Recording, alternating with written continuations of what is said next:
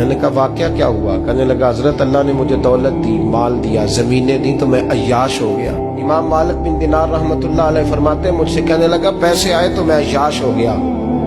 رمضان کا مہینہ تھا، عصر کے بعد میری اماں افطاری کی تیاری کر رہی تھی، میں گیا، میں نے کہا شراب پی ہوئی، اماں روٹی دے، تو اماں کہنے لگی شرم کر، شرم کر، روزہ رکھا نہیں تو جنہوں نے رکھا ہے ان کا تو خیال کر۔ کہتے اماں کی بات کا مجھے غصہ لگا، میں کہا کرتا ہوں بد نصیب ہے وہ بیٹا جس کا باپ اس سے بات کرتے ہوئے ڈرتا ہے کہ پتہ نہیں کہاں سے بولے گا۔ بد نصیب نہیں وہ بیٹا جس کی ماں اس سے بات کرتے ہوئے سہم جاتی ہے کہ پتہ نہیں کون سی بولی بولے گا۔ بد نصیب نہیں کہ ماں باپ بھی جس سے کھول کے بات نہ کر سکے۔ حضرت مالک بن دینار سے کہنے لگا اماں نے جب کہا نا شرم کر تو مجھے غصہ آیا، میں نے ماں کو تھپڑ مارا اور میری ماں جلتے ہوئے تندور میں گری۔ لوگوں نے مجھے پکڑ کے اندر بند کر دیا کمرے میں، ساری رات میں شور سنتا رہا پر نشے میں دھوت رہا۔ سویرے آنکھ کھلی تو میری بیوی بیگ باندھ رہی تھی۔ میں نے کہا کہاں جا رہی ہو؟ کہنے لگی جو ماں کا نہیں بنا میرا کیسے بنے گا؟ میں نے کہا میری اماں کا وہ تو لوگوں نے رات کو ہی دفن کر دی جنازہ پڑھ کے۔ تڑپ کے کہنے لگا مجھے کیوں نہیں بتایا؟ تو کہتے ہیں لوگ کہنے لگے تیری مرتی ہوئی ماں کہہ گئی تھی اسے میرا منہ نہ دیکھنے دینا، میرے جنازے کے قریب نہ آئے۔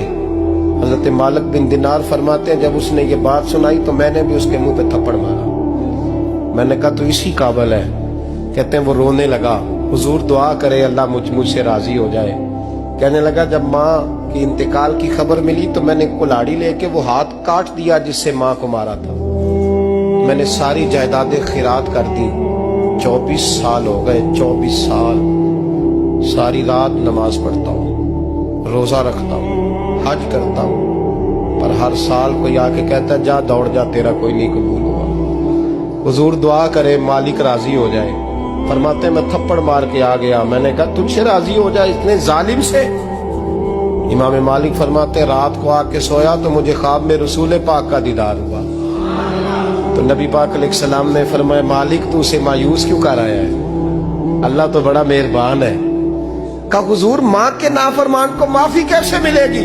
تو امام مالک فرمانے لگے نبی کریم نے فرمایا جا اسے جا کے بتا دے تجھے قیامت میں تیری ماں کی وجہ سے بخش دیا جائے گا۔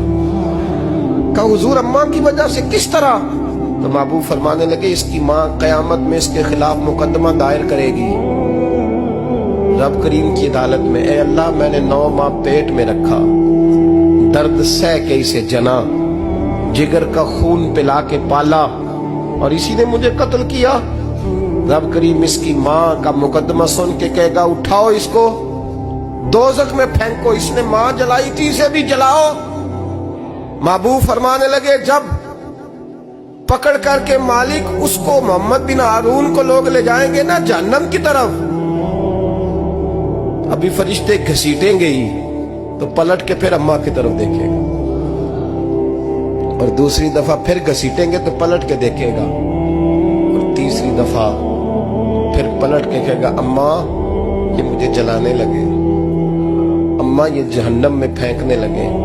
میرے حبیب فرمانے لگے وہ جل کے مرنے والی ماں وہاں بھی بول پڑے گی، کہے گی یا اللہ چل میں نے معاف کیا تو بھی معاف کر۔